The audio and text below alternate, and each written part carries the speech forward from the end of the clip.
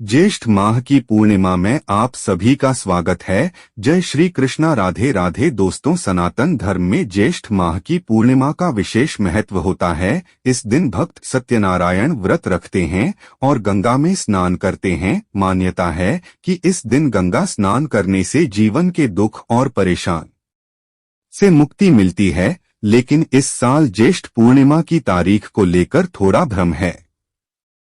तो इस वीडियो के जरिए हम जानेंगे कि साल 2025 में ज्येष्ठ पूर्णिमा के दिन पड़ेगी, व्रत कब किया जाएगा, स्नान और दान किस दिन होंगे, इनका शुभ समय क्या रहेगा, पूजा का मुहूर्त का भय, पूर्णिमा तिथि कब शुरू और समाप्त होगी, राहुकाल का समय क्या रहेगा और चंद्रमा के दर्शन के समय होंगे, व्रत कैसे रखा जाए, सत्यनारायण भगवान की पूजा कैसे की जाए, इस दिन क्या करें और किन बातों से बचना चाहिए, व्रत का पारण कब और कैसे करना है, इन सभी सवालों के जवाब इस वीडियो में आपको मिलेंगे। लेकिन वीडियो शुरू करने से पहले आपसे निवेदन है कि अगर आपको वीडियो थोड़ा भी अच्छा लगे तो कृपया एक बार लाइक जरूर करें, क्योंकि आपका एक लाइक हमारे लिए बहुत मायने रखता है। और भगवान सत्यनारायण की कृपा पाने के लिए कमेंट बॉक्स में लिखे जाएं सत्यनारायण भगवान या जय श्री श्री हरि। तो अब बात करते हैं ज्येष्ठ पूर्णिमा की। हिंदू धर्म में इस दिन को बहुत ही पवित्र माना गया है। यह दिन मां लक्ष्मी और भगवान विष्णु को समर्पित होता है। मान्यता है कि इस दिन पूजा और व्रत करने से इच्छाएं पूरी होती है। इस दिन पवित्र नदियों में स्नान करना और जरूरतमंदों को दान देना बहुत ही पुण्यकारी माना गया है। ज्येष्ठ पूर्णिमा को चंद्रमा की पूजा करने से कुंडली में मौजूद बुध चंद्र दोष कम होते हैं। अगर कुंडली में चंद्रमा की स्थिति ठीक नहीं है या उसकी दशा चल रही हो तो इस व्रत से उसके प्रभाव में भी कमी आती है।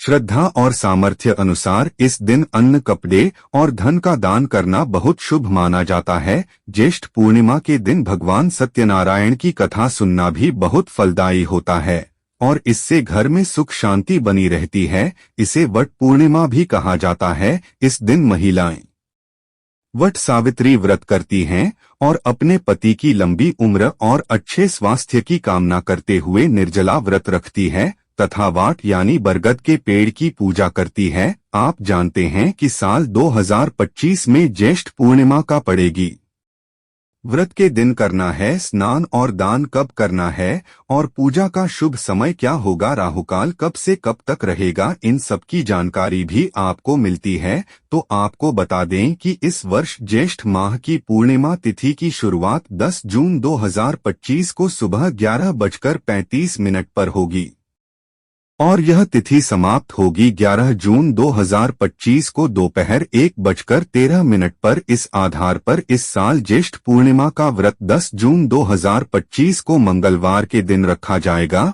और इसी दिन वट पूर्णिमा व्रत भी मनाया जाएगा, जबकि स्नान और दान की पूर्णिमा 11 जून 2025 को बुधवार को पड़ेगी। अब बात करें पूजा के शुभ समय की तो 10 जून को पूजा का अच्छा समय सुबह 8:52 से दोपहर 2:05 तक रहेगा। इसी दिन अभिजीत मुहूर्त सुबह 11:53 से दोपहर 12:49 तक होगा। इस दिन सूर्योदय का समय सुबह 5:23 रहेगा और चंद्रमा का उदय शाम 6:45 पर होगा। वहीं राहुकाल दोपहर 3:50 से शाम 5:34 तक रहेगा। भक्तों, राहुकाल में पूजा पाठ करने से बचना चाहिए। अब बात करते हैं स्नान और दान के शुभ समय की। आपको बता दें कि ब्रह्मा मुहूर्त में स्नान करना सबसे शुभ माना गया है और 11 जून को ब्रह्मा मुहूर्त सुबह 4:02 से है 4:42 तक रहेगा। चलिए अब जानते हैं कि ज्येष्ठ पूर्णिमा के दिन किन बातों से बचना चाहिए। इस दिन भूलकर भी मांसाहारी या तामसिक चीजों का सेवन नहीं करना चाहिए। बाल और नाखून नहीं काटने चाहिए। किसी से झगड़ा, विवाद या अपशब्द बोलने से बचें। साथ ही नशा और जुआ जैसे कार्य भी इस दिन नहीं करने चाहिए। इस दिन काले कपड़े पहनने से भी बचना चाहिए, क्योंकि यह नकारात्मक ऊर्जा को आकर्षित कर सकता है और आपके कामकाज या व्यापार पर गलत असर डाल सकता है। दान या पूजा के समय भी काले रंग के सामान का उपयोग न करें, क्योंकि इससे चंद्रमा की स्थिति कमजोर हो सकती है और राहु का असर बढ़ सके आता है। भक्तों, पूर्णिमा के दिन दो तरह से व्रत किया जाता है। कुछ लोग दिन भर व्रत रखने के बाद शाम को चंद्रमा को अर्घ्य देकर व्रत खोलते हैं और कुछ लोग भगवान सत्यनारायण के नाम पर व्रत करते हैं। सत्यनारायण व्रत में सुबह स्नान आदि के बाद भगवान की पूजा की जाती है, उनकी कथा सुनाई जाती है और फिर उन्हें भोग लगाकर अपराह्न या सहायक काल में व्रत खोला जाता है। दोनों व्रतों की विधि लगभग एक जैसी होती है और पूजा की सामग्री भी एक ही रहती है। चंद्रमा की पूजा की विधि भी इसी में सम्मिलित होती है। भक्तों, पूर्णिमा के दिन आपको सूर्योदय से पहले उठना चाहिए। अगर संभव हो तो गंगा स्नान करें और अगर न कर सकें तो घर पर ही गंगा जल से स्नान करके उसी फल की प्राप्ति कर सकते हैं। इसके लिए पहले स्नान वाली बाल्टी को अच्छी तरह धो लें, उसमें थोड़ा सा गंगा जल डालें और फिर उसमें शुद्ध जल भरें। स्नान करते समय हर हर गंगे का उच्चारण करें। के बाद साफ कपड़े पहनें और अपने घर के मंदिर की सफाई करें। पूजा स्थल पर गंगाजल छिड़ककर उसे शुद्ध करें। सबसे पहले किसी शांत और साफ जगह पर पूर्व या उत्तर दिशा की ओर मुंह करके बैठ जाएं। पूजा में लगने वाली सारी सामग्री पास में रख लें। आप जानते हैं कि पूजन में कौन कौन सी चीजें चाहिए होंगे। इसमें रोली, मौली, अक्षत, पान, सुपारी, लौंग, इलायची, धूप, दीपक, इत्र, जनेऊ, फूल, फूलों की माला, फल और मिठाई आदि शामिल करें। साथ ही दक्षिणा देना भी जरूरी होता है। जल के लिए एक लौटा रखें जिसमें थोड़ा सा गंगा जल डालें और फिर उसमें शुद्ध जल भर लें। सारी सामग्री एक जगह जमा करके आसन पर बैठ जाएं। फिर एक लकड़ी की चौकी या पाता लें, उस पर पीले रंग का कपड़ा बिछाएं और भगवान का स्थान तय करें। जो भक्त सत्यनारायण भगवान की पूजा कर रहे हैं वे उनकी तस्वीर रखें और अगर चंद्रमा का व्रत कर रहे हैं तो भी भगवान सत्यनारायण, लक्ष्मी नारायण की तस्वीर या मूर्ति को रखें। आप सबसे पहले व्रत और पूजा का संकल्प लें। इसके लिए सीधे हाथ में थोड़ा जल, पुष्प, अक्षत और एक सिक्का लें। भगवान सत्यनारायण का ध्यान करें और अपना नाम, गोत्र, स्थान का नाम, मकान नंबर और शहर का नाम लेते हुए भगवान से प्रार्थना करें कि यह पूजा और व्रत बिना किसी बाधा के पूरा हो जाए। आप जो भी इच्छा रखते हैं वह भी भगवान से कहें। इसके बाद संकल्प की चीजें भगवान के चरणों में अर्पित करें।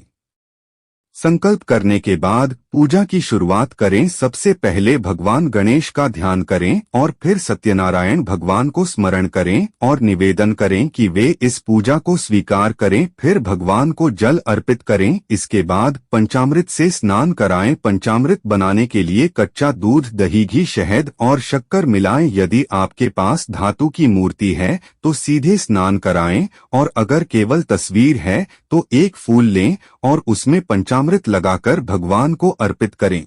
स्नान के बाद साफ जल से स्नान कराएं, यानी फिर से जल अर्पित करें। भगवान को वस्त्र के रूप में मौली का एक छोटा टुकड़ा अर्पित करें और जल चढ़ाएं। जनेऊ पर पहले रोली लगाकर तिलक करें, फिर शुद्ध घी का दीपक जलाएं और धूप दिखाएं। अब एक फूल या रोली में इत्र लगाकर भगवान को अर्पित करें। फिर रोली, चंदन का तिलक लगाएं, अक्षत चढ़ाएं और फूलों की माला भगवान को अर्पित करें। अब दीपक को बिना हाथ में उठाए हाथ से भगवान को दीप दिखाएं या फूल में धूप लगाकर उन्हें अर्पित करें। अंत में भगवान को भोग लगाएं जिसमें फल, मिठाई, मिश्री, बताशा और खासकर पंचामृत और पंजीरी जरूर रखें। साथ में तुलसी का पत्ता रखना ना भूलें। भोग लगाने के बाद थोड़ा जल लेकर आचमन करें। फिर भगवान को पान के पत्ते पर 2 लौंग, 1 इलायची और 1 सुपारी रखकर अर्पित करें। इसके बाद अपनी श्रद्धा अनुसार भगवान को दक्षिणा अर्पित करें।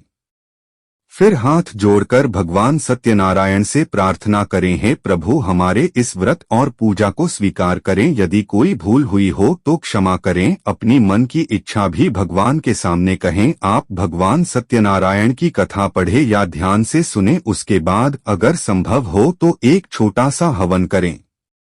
अब आरती करें और पूरे विधि विधान से पूजा को पूरा करें। फिर सभी लोगों को प्रसाद बांटें और अंत में स्वयं प्रसाद लें और फिर भोजन करें। ध्यान रहे कि पहले प्रसाद लें, उसके बाद ही भोजन करें। आप जानते हैं कि व्रत कब करना है और पूजा का शुभ समय क्या रहेगा, लेकिन उससे पहले समझ लेते हैं चंद्र आग और पूजन की विधि। जब शाम को चंद्रमा उदय हो तब उसे आग देना होता है। अर्घ देने के लिए एक लोटे में शुद्ध जल लें, उसमें थोड़ा कच्चा दूध मिलाएं, कुछ पुष्प डालें और थोड़े अक्षत भी मिलाएं। फिर यह जल चंद्रमा की ओर अर्पित करें और साथ ओम चंद्राय नमः मंत्र का जाप करते हुए अर्घ्य दें। अब धूप और दीप से चंद्रमा को पूजन करें और सफेद मिठाई का भोग लगाएं। फिर हाथ जोड़कर चंद्रदेव से अपने परिवार की सुख शांति और समृद्धि के लिए प्रार्थना करें। चंद्र पूजन के बाद आपका व्रत पूरा हो जाता है और अब आप व्रत का पारण करें। पहले प्रसाद ग्रहण करें और फिर फलाहार या सात्विक भोजन करें। पूर्णिमा के दिन चंद्रदेव से संबंधित चीजों का दान करना शुभ होता है। इस दिन चावल, चीनी, दूध, सफेद कपड़े, मोती या चांदी आदि का दान करें। तो भक्तों, यदि यह जानकारी उपयोगी लगी हो तो कमेंट में जय सत्यनारायण भगवान जरूर लिखें। अगर वीडियो थोड़ा भी अच्छा लगा हो तो कृपया लाइक करें, शेयर करें और साथ ही चैनल को सब्सक्राइब जरूर करें। भक्तों, अगर आप धन संबंधी समस्याओं से परेशान हैं और मां लक्ष्मी तथा भगवान विष्णु की कृपा पाना चाहते तो वीडियो को एक लाइक जरूर करें। धन्यवाद।